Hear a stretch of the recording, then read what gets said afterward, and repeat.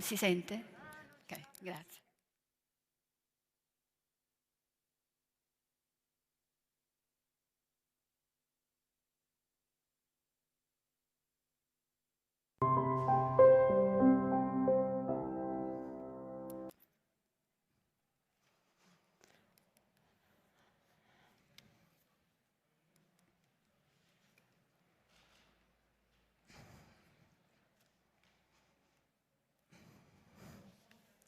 Oui, je pense.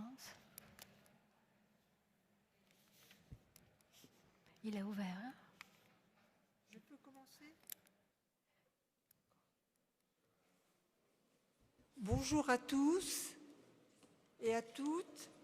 Je remercie le Salon Excense et en particulier Madame Cagnola de son invitation à vous parler de l'odorat, le sens du futur. Maria Teresa va prendre la suite d'une façon plus scientifique. Alors l'odorat, et comme vous le voyez aujourd'hui, l'odorat fait beaucoup parler de lui. L'odorat est d'actualité. Mais ce sens est resté pendant longtemps comme un sens méprisé. Et lorsque j'ai commencé à travailler sur l'odorat dans les années 1980, travailler sur ce sens était tabou parce que l'odorat était considéré comme un sens inférieur, animal, asocial, peu utile à la connaissance, et c'était mal vu de travailler sur l'odorat. J'ai fait partie des premiers chercheurs à réhabiliter l'odorat en montrant sa place dans la connaissance, dans la philosophie en particulier, dans la psychanalyse, dans la communication, dans le sacré.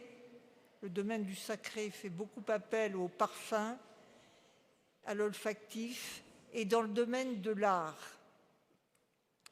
Aujourd'hui, il y a une explosion de l'intérêt pour l'odorat, beaucoup de conférences, d'expositions, de thèses, mais il y a 40 ans, ce n'était pas du tout le cas. En 2004 notamment, 2 chercheurs américains, alors pour faire passer les diapos, voilà, 2 chercheurs américains ont reçu le prix Nobel de physiologie et de médecine pour leurs travaux sur l'odorat. Alors vous voyez ici le président des États-Unis qui récompense Linda Bock, qui est tout à fait à gauche, et Richard Axel, qui est tout à fait à droite. C'est le président Bush qui félicite les prix Nobel américains. Alors, les raisons du discrédit de l'odorat, je me suis attachée à les chercher et j'en rends compte notamment dans un premier livre qui s'appelle « Les pouvoirs de l'odeur » et qui est traduit en italien. Alors, les raisons du discrédit de l'odorat sont nombreuses. L'odorat a été très mal considéré par la plupart des philosophes, par exemple. À part certains philosophes comme Nietzsche qui ont donné une grande importance à l'odorat, la plupart des philosophes ont considéré que c'était un sens moins intéressant que la vue et que l'ouïe, qui passaient pour des sens de la connaissance. Les psychanalystes aussi ont été très durs avec l'odorat. Pour Freud, la rupture avec l'animal s'est faite par l'abaissement de l'odorat. Et pour Freud, pour qu'une civilisation se développe, il faut que l'odorat soit refoulé. Donc, évidemment, tout ça discréditait l'odorat. Pour Freud, avoir un bon odorat, c'est un reste d'animalité, c'est un ratage dans le processus de socialisation.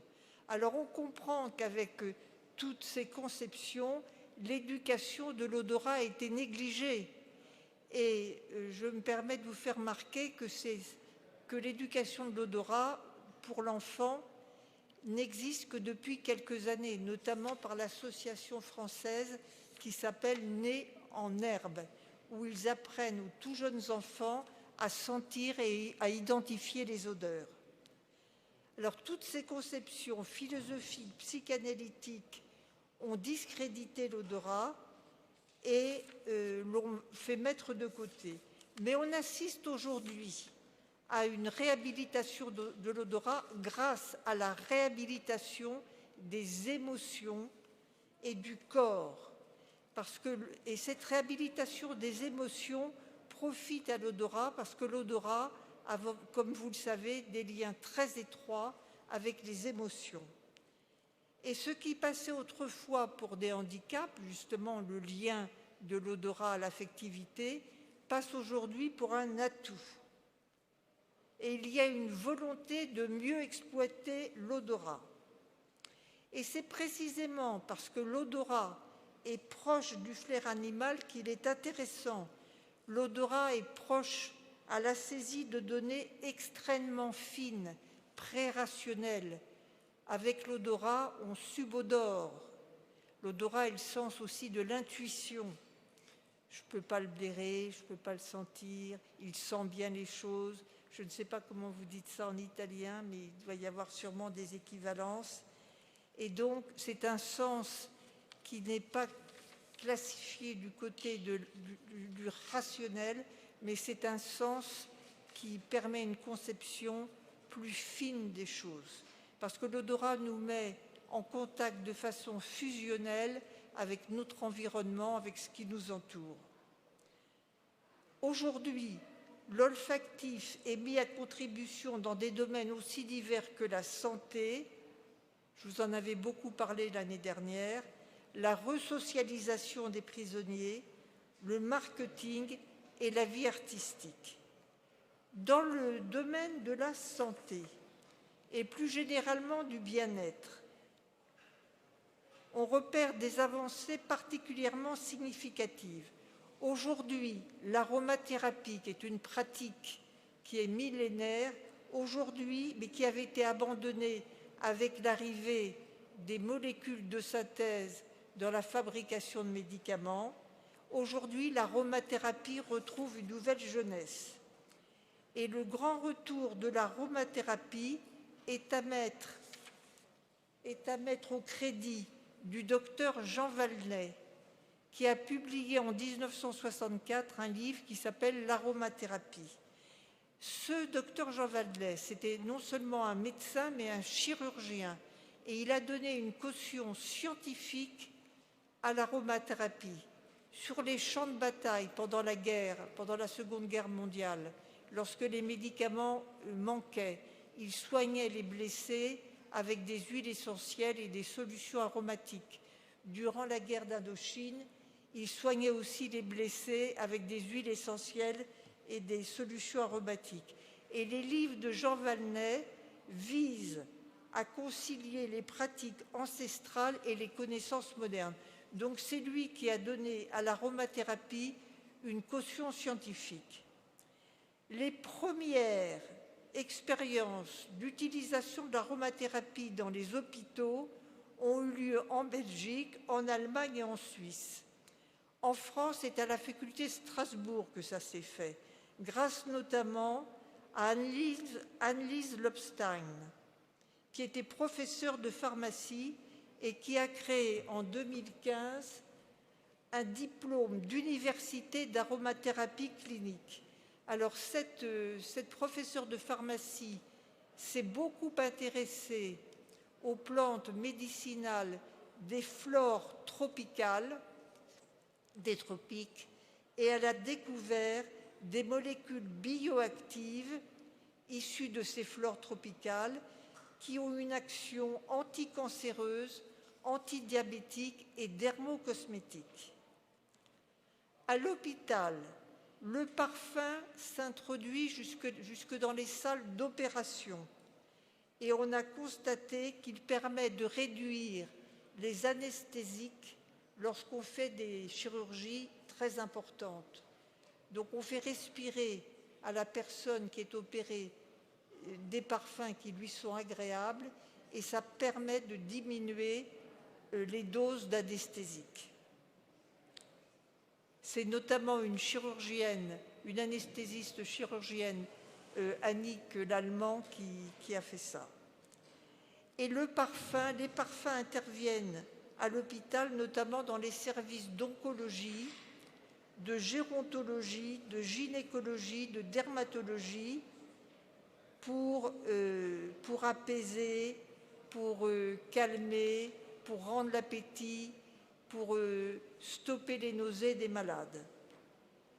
L'odorat étant lié directement au système limbique dont dépendent nos émotions, l'inhalation d'huile essentielle permettrait le rééquilibrage de nos affects.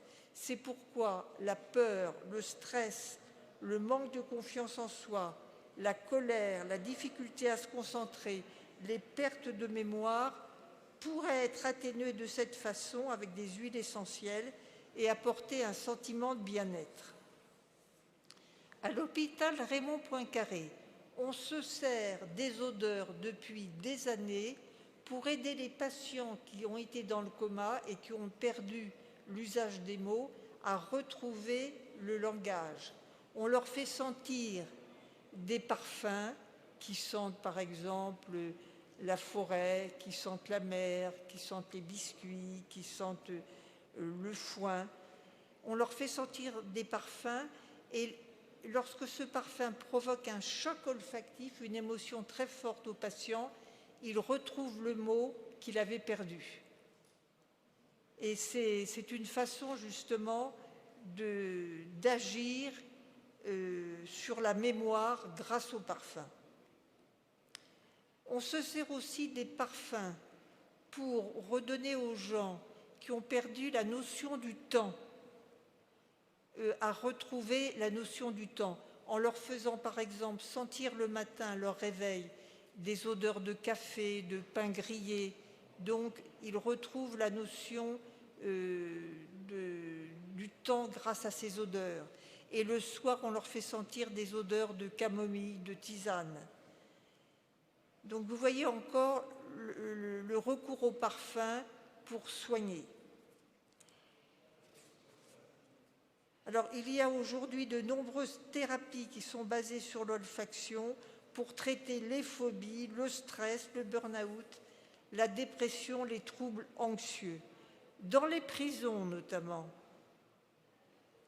Dans les prisons, je regarde si... Ah non, alors là ce que je vous montre ça, c'est à Garches. C'est l'aromathérapeute qui se sert des parfums pour permettre aux malades qui ont été dans le coma de retrouver l'usage des mots. C'est à l'hôpital de Garches.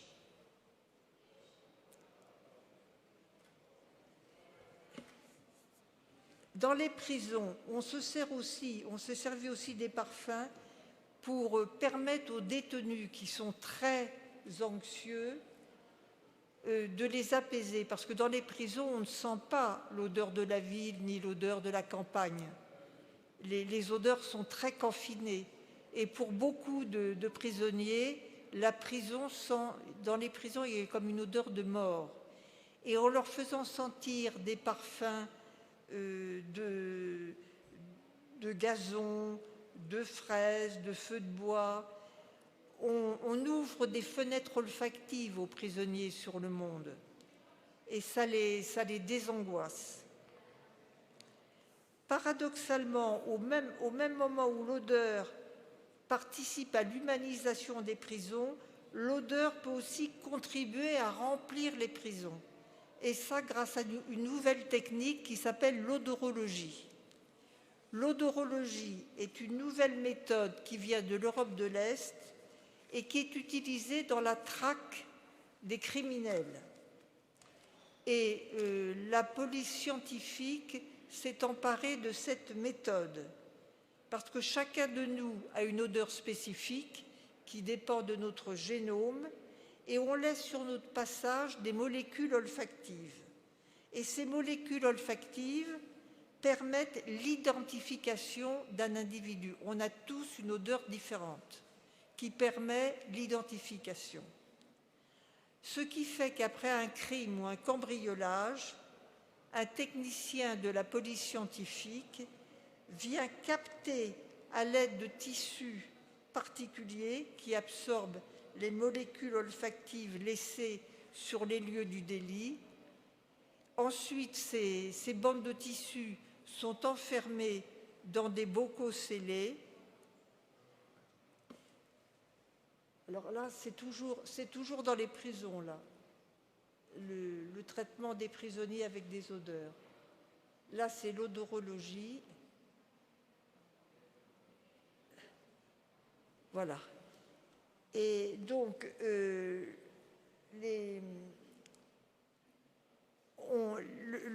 donc, quand il y a un cambriolage ou un meurtre, la police scientifique arrive avec ses bandes de tissus particuliers, très absorbants. On met les bandes de tissus sur les lieux où les criminels ont pu passer. Ça absorbe les molécules olfactives. Ensuite, ces bandes de tissus sont placées dans des bocaux stériles. Et lorsqu'un suspect est arrêté, on lui fait tenir pendant un quart d'heure une bande de ce tissu. Je regardais là, c'est une bande de ce tissu. Ensuite, on demande à des chiens particulièrement formés. Je vais vous montrer un chien en question. Vous voyez le chien là? Voilà. De sentir l'odeur du suspect. Ensuite, on ouvre les bocaux et s'il sent l'odeur du suspect dans l'un de ces bocals, on sait que la personne qui est suspectée a vraiment été sur les lieux où il y a eu le crime ou le délit. Alors, l'organe olfactif du chien, je voulais montrer l'organe olfactif du chien, parce que je ne vois pas très bien là. On voit l'organe là. Voilà le nez du chien. L'organe olfactif du chien peut contenir jusqu'à 200 millions de récepteurs olfactifs et chez l'homme, l'organe olfactif contient 10 à 20 millions de récepteurs olfactifs. Alors le chien, justement, l'odorat du chien remplace celui de l'homme pour détecter l'odeur des malfaisants. L'odorat du chien est mis aussi à contribution pour détecter certains cancers, comme le cancer du sein ou de la prostate, parce qu'en effet, l'odorat du chien est beaucoup plus performant. La parfumerie elle-même est touchée par le souci de mettre les odeurs au service du bien-être. De plus en plus de parfumeurs font, en plus de parfums esthétiques, hédonistes, des parfums qui doivent procurer du bien-être. Et le parfum n'a plus comme seule vocation de sentir bon, mais de permettre à la personne de se sentir bien. Et on voit se multiplier les autres senteurs qui se veulent décontractantes, apaisantes, énergisantes. La création au sein de l'École supérieure du parfum de Paris et de Grasse d'une formation professionnelle en thérapie olfactive qui s'adresse spécialement aux médecins est une autre manifestation de la force du mouvement qui ramène aujourd'hui certains parfumeurs aux marges de la médecine. Cette tendance est fréquemment associée à une volonté de revenir à des méthodes de fabrication du parfum traditionnelles.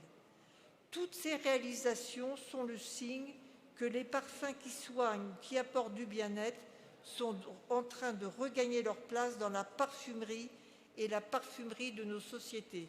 Vous savez que parfumerie et pharmacie ont été unies jusqu'au XIXe siècle. Et aujourd'hui, elles se sont dissociées. Le parfum a été très longtemps conçu comme un médicament.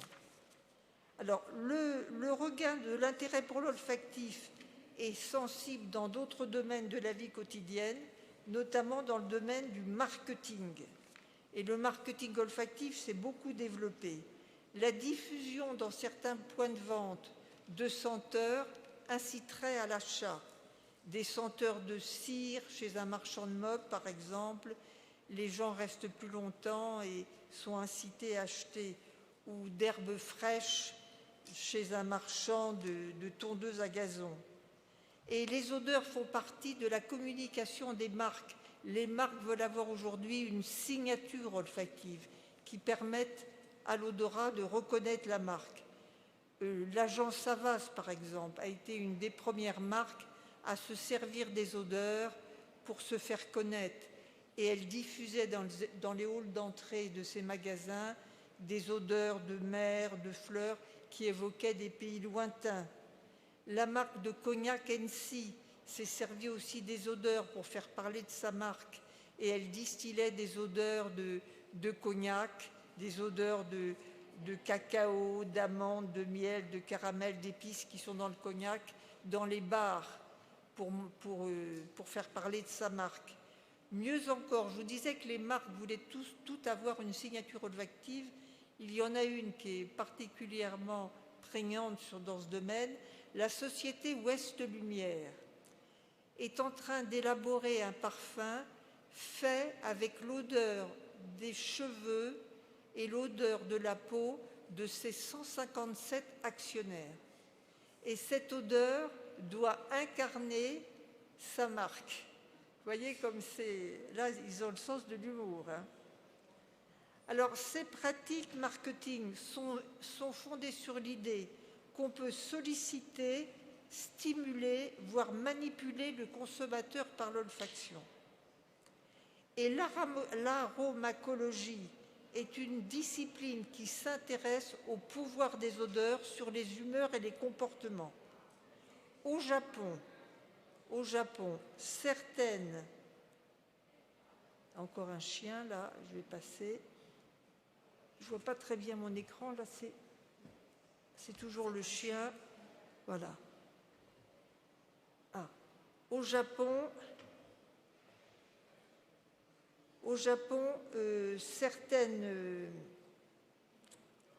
certaines expériences aromacologiques ont déjà eu lieu et les employés de la Kajima Corporation, par exemple, ont été soumis à des odeurs, le matin des odeurs de citron pour les stimuler, un peu plus tard des odeurs florales devant permettre la concentration et un peu plus tard encore des odeurs boisées pour les détendre.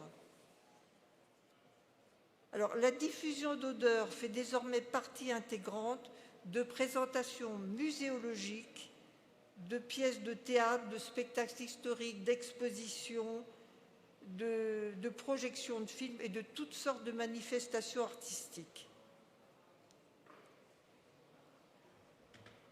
Vous voyez ici l'odorisation du ballet Quintessence qui a été créé au 50e Festival d'Avignon. Il y avait pendant le ballet une diffusion d'odeurs. Le musée Guggenheim de New York a accueilli aussi un opéra dont les personnages étaient des parfums, étaient incarnés par des parfums. Le cinéma fait appel aux odeurs. L'Odorama de la Cité des Sciences de la Villette projette des films odorisés. Et à Tokyo et à Osaka, il y a 2 chaînes de cinéma qui diffusent des odeurs en relation avec les scènes des films. Durant les scènes de violence, ils diffusent des odeurs de sang. Durant les scènes érotiques, des odeurs de sueur, par exemple, et des odeurs musquées. Alors, les odeurs pénètrent également dans les expositions. Qu'est-ce qu'on voit ici? Oui, dans les expositions. Une exposition particulièrement intéressante qui a eu lieu en Suisse et qui s'appelait Odeurs des Alpes avait pour but d'identifier l'odeur de la Suisse à travers les activités industrielles et les végétaux de la Suisse. Et il y avait donc, dans cette exposition, les visiteurs pouvaient sentir 150 odeurs qui allaient des plantes alpines suisses aux fermes d'alpage, au chocolat suisse, même aux odeurs de l'armée suisse, celle de la graisse à fusil et du camphre qui protège l'arme et l'uniforme des soldats. Et grâce à un petit appareil qu'on appelle le Headspace, que vous voyez ici, le directeur de la recherche chez Givaudan avait réussi à capter les odeurs des plantes alpines sur le versant suisse des Alpes. Et il y avait des diffuseurs d'odeurs qui jalonnaient toute l'exposition. Les odeurs entrent aussi dans les arts plastiques. Et la parfumeuse italienne Laura Tonato, ça c'est des odeurs alpines suisses. Voilà, on est toujours là dans les... Voilà. La parfumeuse italienne Laura Tonato a fait appel aux odeurs pour illustrer des tableaux, notamment un tableau d'un grand collectionneur italien, le tableau d'Artemisia Gentileschi qui s'appelle l'Aurore. Elle a fait un parfum à partir de ce tableau. Alors un parfum qui s'est inspiré de l'odeur du chêne et des couleurs d'ambre et de pétales d'iris des vêtements du personnage l'Aurore. Le musée de l'Ermitage à Saint-Pétersbourg lui a demandé d'illustrer un tableau célèbre, le Caravage, le joueur de luth du Caravage.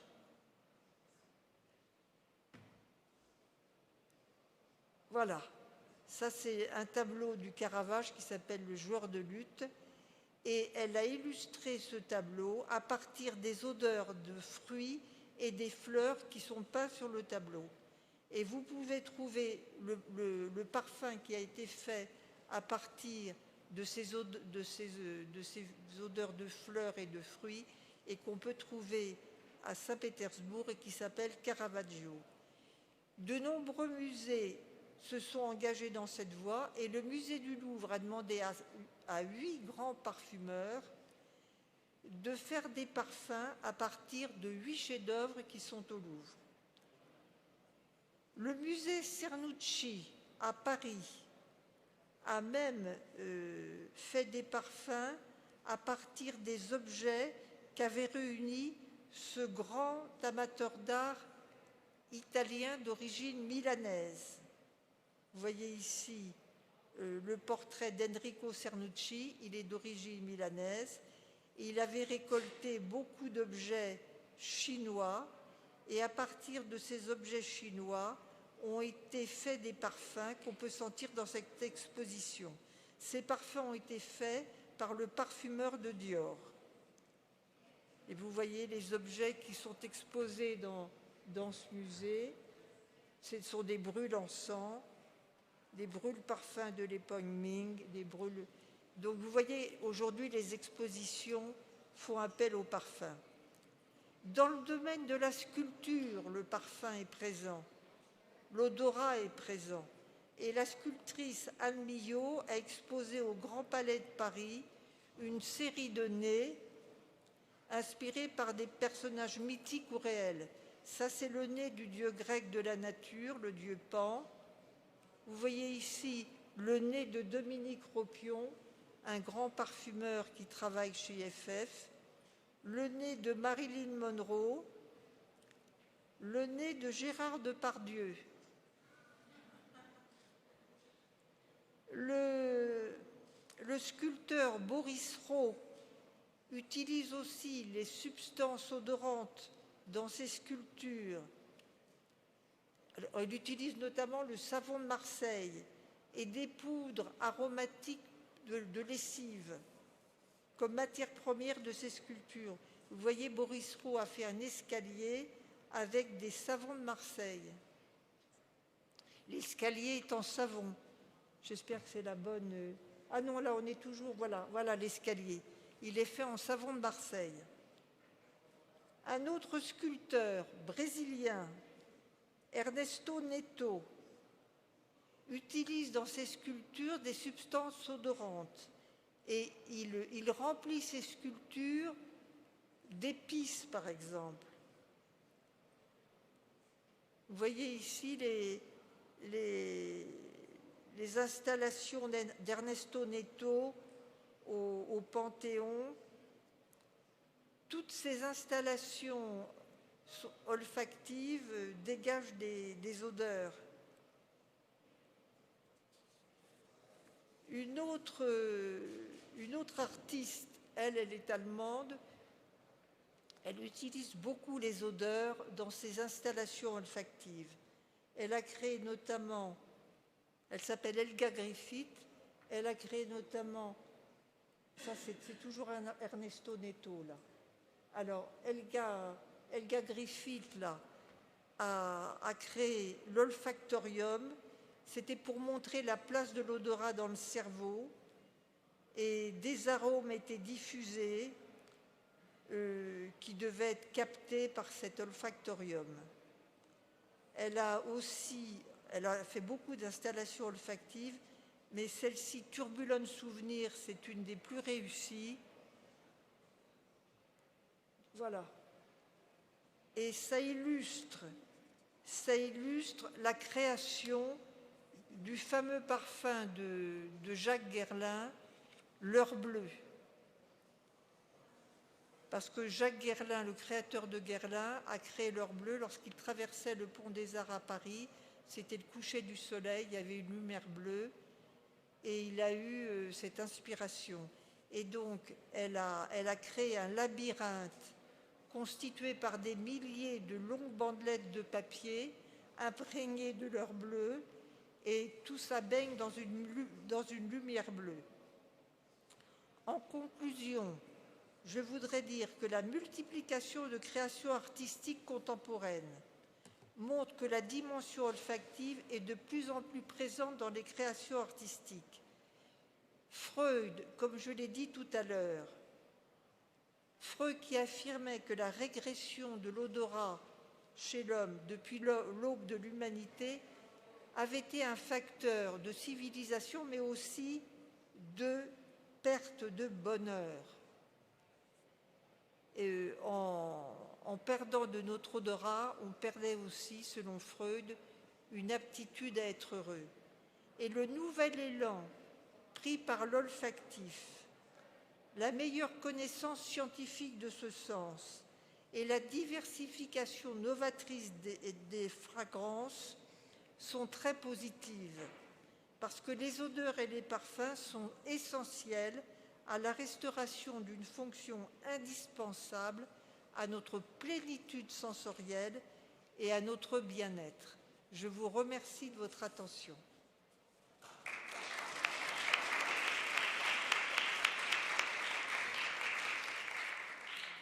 Si vous avez des questions, je passe. Merci.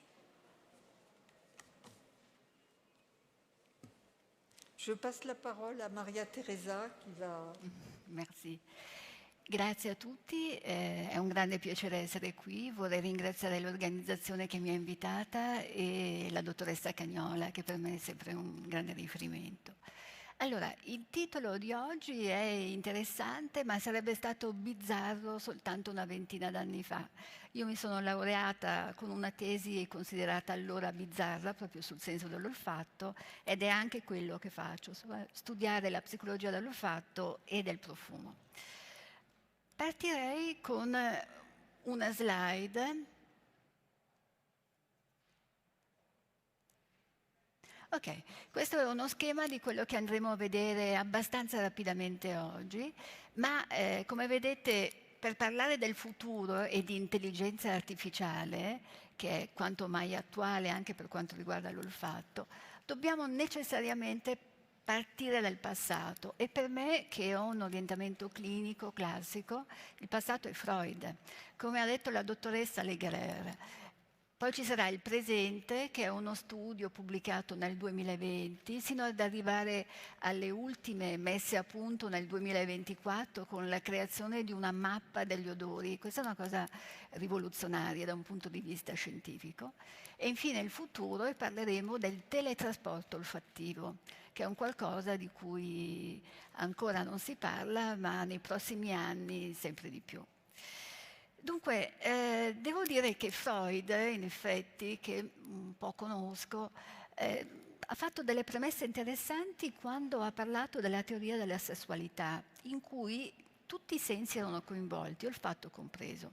Tuttavia, secondo Freud, il superamento del senso dell'olfatto sarebbe stata la vera civilizzazione dell'uomo, che passando da una postura non eretta ad una postura eretta, avrebbe potuto privilegiare la vista. Infatti nella sua teoria sessuale, che tuttora è valida, lui parla dei sensi ma trascura l'olfatto.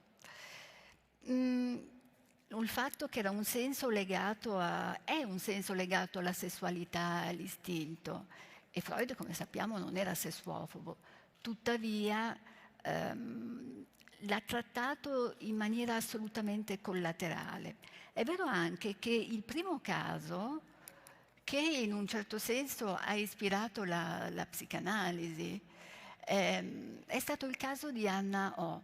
Ed è stata una triangolazione assolutamente interessante fra Freud, Breuer, che era il suo mentore, e Anna O, il cui nome era in realtà Berta Pappenheim. Questa giovane donna soffriva di tutta una serie di disturbi visivi, delle crisi isteriche, ma anche l'epistassi, cioè la perdita di sangue dal naso, di cui lei soffriva quando aveva queste crisi, o crisi di conversione isterica, avevano detto in quel periodo. Cos'è interessante qua? È interessante notare che per la prima volta nella storia della psicologia e agli albori della psicanalisi, l'olfatto con un organo, quale è il naso, e poi vedremo tutto l'aspetto fisiologico, anatomico, più che mai attuale, entra a far parte della letteratura. Quindi un sintomo olfattivo diventa sintomo di una resistenza psichica e anche di un collegamento fra mente e corpo. Oggi noi sappiamo che l'olfatto è profondamente legato a noi, alla sessualità, all'inconscio, a ciò che viene rimosso anche. E in merito ci sono degli studi molto interessanti. Questo è uno di quegli studi. È uno studio di Nature, pubblicato nel 2020. È uno studio portato avanti dal dottor Iurilli dell'Istituto Italiano di Tecnologia, la sede di Rovereto, e dalla Harvard Medical School, in particolare con il dottor Bob Datta. Allora, Giuliano Iurilli attualmente è in Italia, ma collabora tuttora con Harvard. Ho avuto il piacere di avere una lunga chiacchierata con lui, all'interno della quale abbiamo parlato di questo studio, che è importante assolutamente perché ci ha portati a capire come il cervello riesca a discriminare e a generalizzare gli odori. Ad esempio, l'effetto Madeleine di Proust, di cui non vorrei tutti la conosciamo, a cosa è dovuto da un punto di vista anatomico? Ha una connessione che esiste, che c'è, poi torniamo indietro, fra il bulbo olfattivo e la corteccia. In particolare il bulbo olfattivo si occupa, diciamo, della memoria del cervello, mentre in corteccia troviamo tutto il sistema limbico e riconosciamo, vediamo se riusciamo ad andare avanti all'altra immagine, ecco, riconosciamo l'amigdala. L'olfatto, a differenza di tutti gli altri sensi, ha un accesso diretto al cervello, non passa attraverso il talamo. Ecco perché è così rapido. Non sono i 5 secondi di cui si parlava in letteratura 3 anni fa, si parla proprio di nanosecondi. Ecco il fenomeno delle Madeleine di Proust, come è spiegato razionalmente e da un punto di vista scientifico. Andiamo a ritornare un attimo indietro perché io rischio di perdere pezzi. Si fa un esempio in questo studio del 2020. L'esempio è quello di un sorbetto agrumato, che a chiunque di noi potrebbe sembrare appunto un sorbetto di limone, di arancio, ma sappiate che il nostro cervello è ben consapevole e distingue in 2 passaggi questo riconoscimento. Il primo avviene nel bulbo olfattivo, quindi le molecole odorose entrano in contatto con, vediamo se un po', con il naso,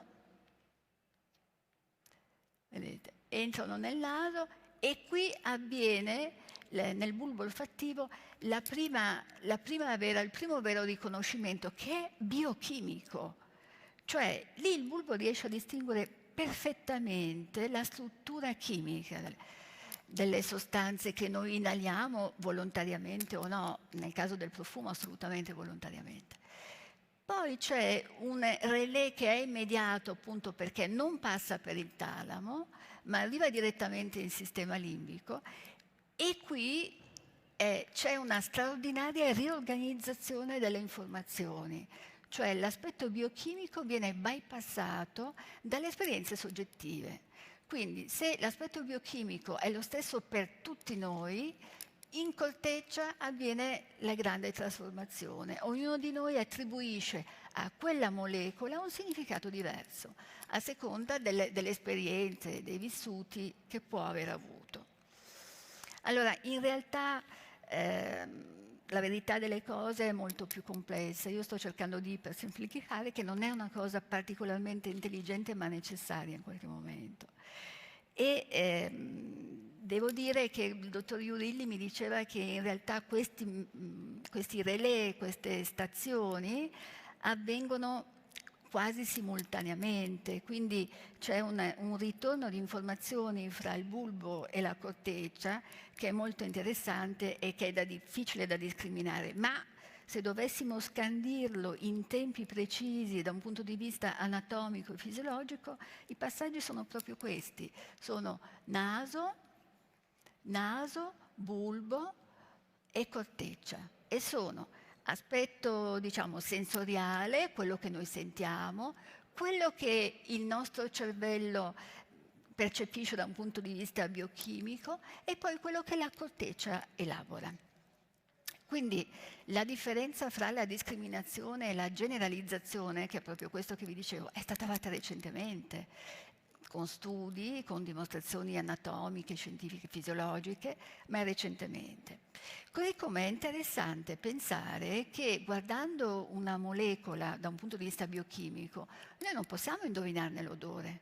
Questo possiamo farlo con i suoni, possiamo farlo con i colori, cioè sappiamo che c'è una determinata banda che ci darà quel tipo di colore, che una determinata frequenza ci darà quel tipo di suono, ma guardando una molecola olfattiva questo non era possibile. Qui siamo, tenete presente, all'ottobre 24, quindi non molto lontani. Adesso andiamo avanti e recupero un po' questo che ho detto.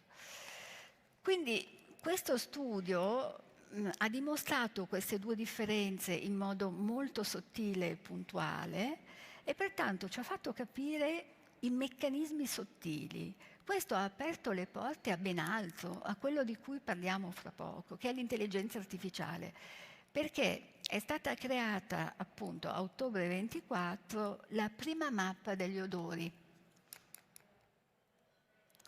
E devo citare un ricercatore un ex ricercatore di Harvard, di origine polacche, che poi ha creato la prima piattaforma creata da Alex Wyszko, la pronuncia è un po' difficile, ma è così, che ha creato la prima piattaforma che va a coniugare intelligenza olfattiva e odori, olfatto. Quindi, e questa è la cosa più interessante. E lui ha creato questo modello che si chiama Read, Map, Write, cioè la lettura degli odori, la mappatura e la scrittura. questo, insieme allo studio, fra l'altro c'è un collegamento intellettuale fra le due cose, perché i ricercatori non è un ambito molto ampio, si conoscono. È molto interessante perché apre le porte alla robotica, apre le porte a nuove modalità di curarsi con una diagnosi precoce attraverso biomarcatori che vengono rilevati, appunto. Attraverso questi biomarcatori si possono rilevare tante cose, anche dei virus ambientali. Solo 5 anni fa noi non eravamo qui, non avremmo potuto esserlo. E dunque anche virus ambientali potrebbero essere rilevati attraverso la robotica e il sistema olfattivo. Non siamo così lontani. Andiamo avanti. Allora, la prima parte di questo modello è proprio la lettura, cioè la lettura, la conversione di molecole olfattive, ma parliamo di atomi, in bit, che a noi sembra una cosa assolutamente stratosferica, ma quello che vi sto dicendo c'è già. Stiamo parlando di ottobre 24. Adesso magari non è di dominio così pubblico, però è stato pubblicato lo studio precedente su Nature. E Alex Wischko ha adesso una sua realtà, una sua compagnia, ma ci sono vari, ad esempio Google si sta molto interessando a questo per digitalizzare gli odori, per utilizzarli ad esempio nei messaggi pubblicitari.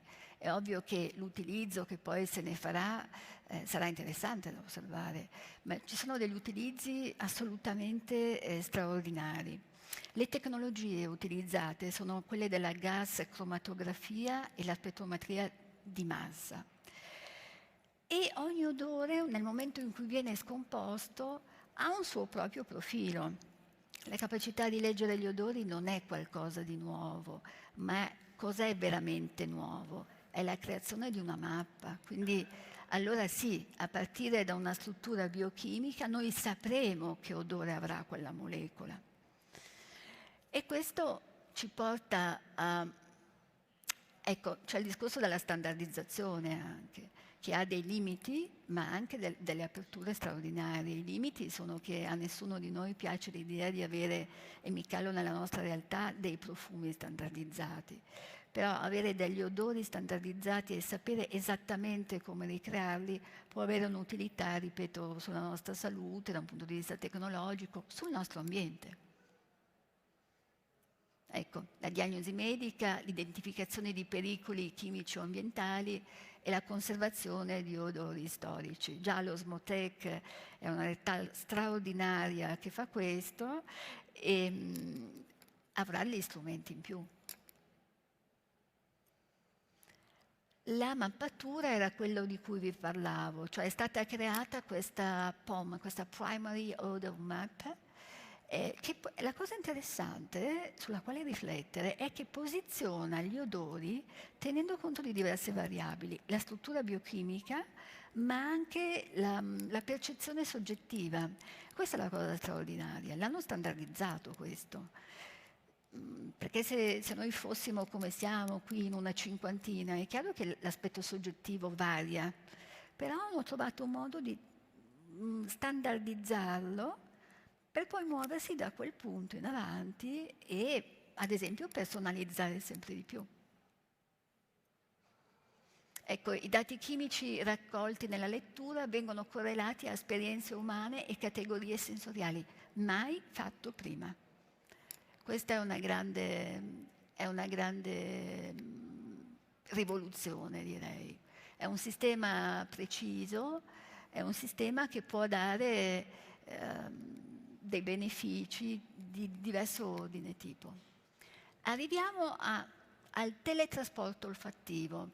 Allora, la scrittura, che è il terzo punto del modello di Alex Wischko, è interessante perché si tratta di riprodurre fisicamente un odore, cioè vale a dire un odore che può essere sintetizzato in un laboratorio, non lo so, a New York, può essere trasmesso qui a Milano con grande tranquillità e ricreato attraverso questo teletrasporto olfattivo che consiste essenzialmente in stampanti. che adesso a noi può sembrare tutto molto strano perché non è ancora nella nostra quotidianità, ma lo sarà a breve. Ovviamente l'intelligenza artificiale di cui stiamo parlando lavora con algoritmi e machine learning. Quindi vedete che le premesse erano molto di letteratura, molto romantiche anche in un certo senso, ma poi atterriamo su un terreno che è quello della nostra vita quotidiana.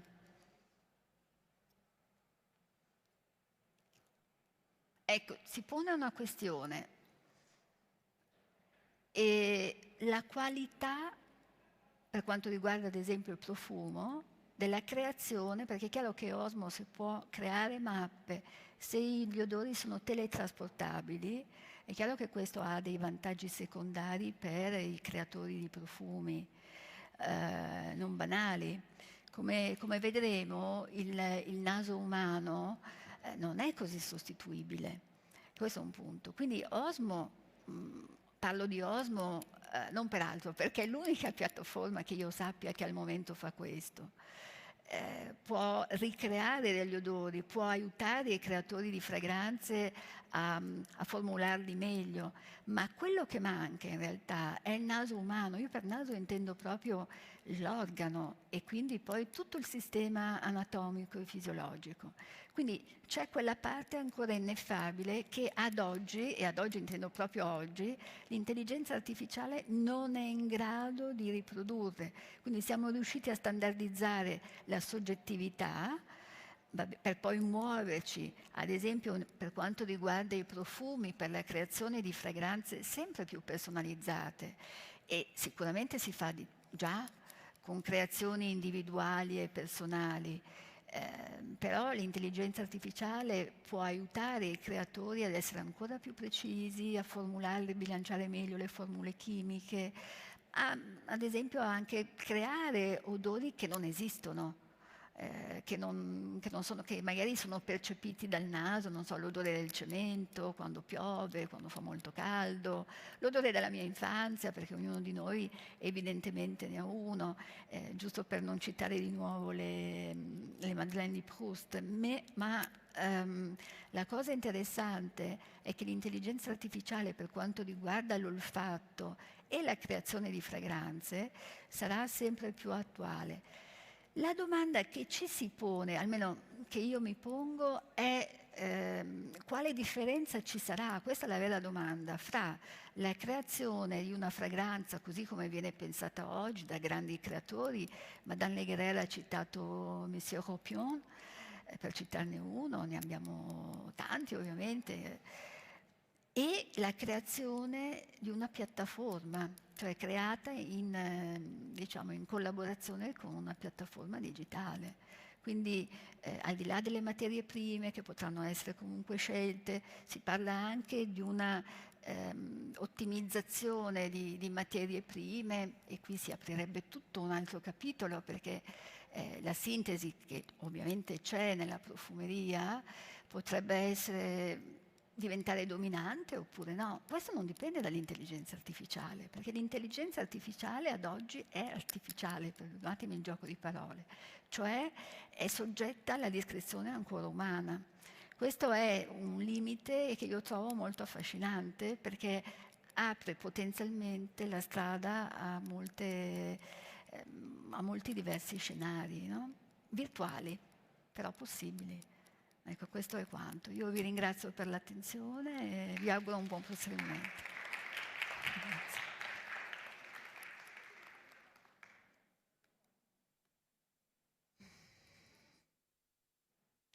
Ah, sì. Sì. Approfitto, visto che lei ci porta nel futuro.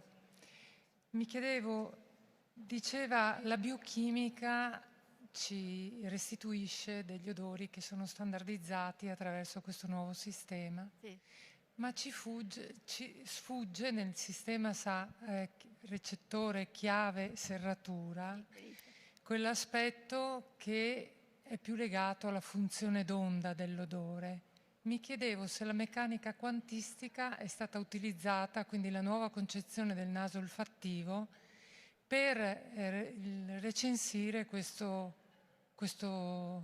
modello di cui ci stava parlando, le implicazioni della meccanica quantistica nella percezione dell'odore. Allora, posso sì. Allora, io non ho il piacere di avere una relazione personale con Alex Wyszko, che è l'autore di questo modello. Con Giuliano Iurilli sì, e quindi le rispondo utilizzando quella cosa che si chiama buonsenso. No? So che Wyszko è estremamente brillante e per mettere a punto questa mappa ha dovuto inserire un numero di variabili incredibile. Quindi non escludo che lui abbia utilizzato dei modelli di fisica quantistica. Personalmente, se può essere interessante, io credo che anche la psicoterapia avrà bisogno in un futuro prossimo della fisica quantistica per spiegare quei fenomeni che Jung, ad esempio, parlava di inconscio collettivo. No? Oggi a me sembra un concetto romantico, perché allora non si poteva spiegare, ma io credo che la fisica quantistica entrerà pienamente in questo, così come la biochimica, anche per tutto il discorso depressivo. Scusi, arrivo al punto, ma è una materia che io utilizzo, nel senso che la uso ogni giorno e mi affascina molto. Sì, credo di sì.